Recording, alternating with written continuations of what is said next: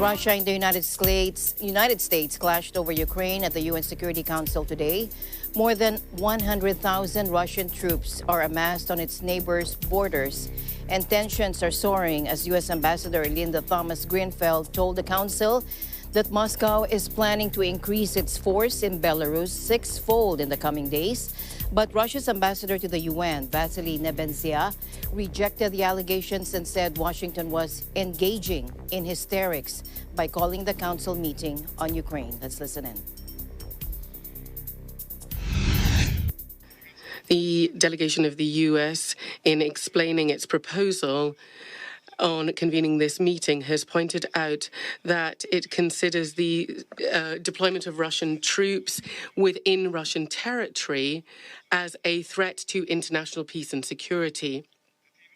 This is not only unacceptable interference in the domestic affairs of our state, but also an attempt to mislead the international community. Furthermore, the open format for discussion proposed by the US on this extremely sensitive topic is making this a classic example of megaphone diplomacy.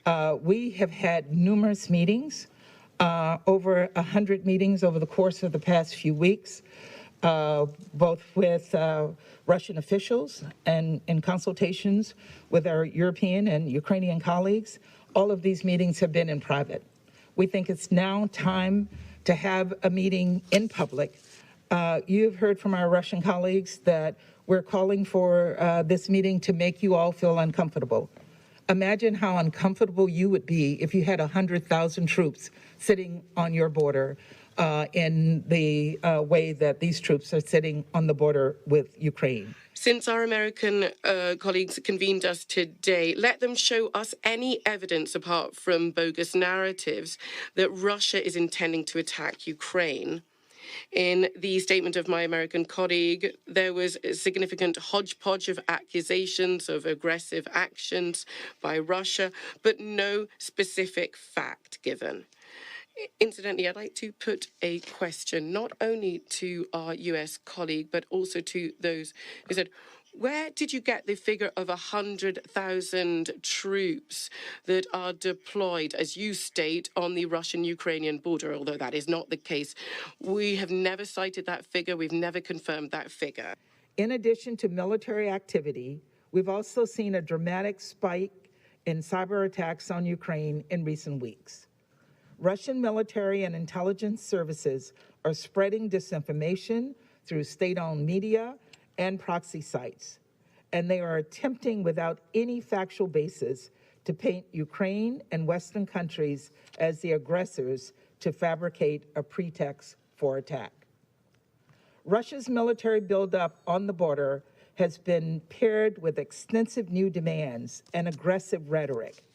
This is an escalation and a pattern of aggression that we've seen from Russia again and again. We do recall this, and we recall this since Secretary of State Colin Powell in this very room waved around a vial with an unidentified substance as so-called evidence of the presence of WMDs in Iraq.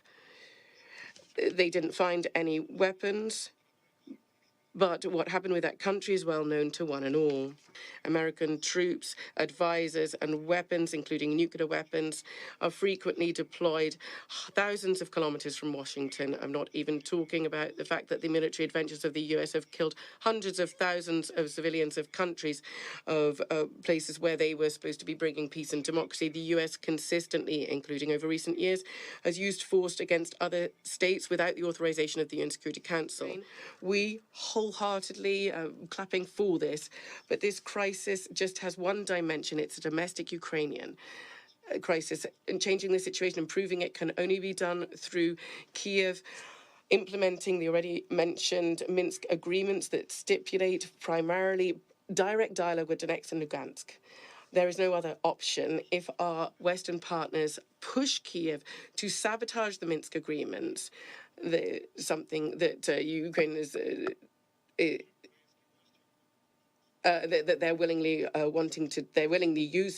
doing, then that might end in the absolute worst way for Ukraine, and not because somebody has destroyed it, but because it would have destroyed itself. And Russia has absolutely nothing to do with this. Don't try to shift the blame onto somebody else.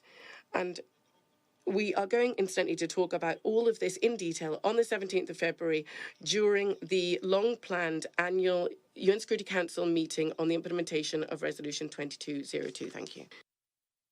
Now, in parallel with the UN meeting, U.S. Secretary of State Antony Blinken was preparing for fresh talks with Russian counterpart Sergei Lavrov, the latest of a flurry of diplomatic contacts between Moscow, Washington, and Brussels over Ukraine and the broader European security concerns.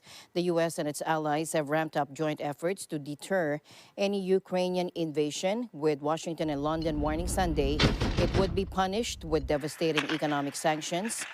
In London, Foreign Secretary Liz Truss said Britain would unveil sanctions, legislation targeting a much wider variety of Russian economic targets.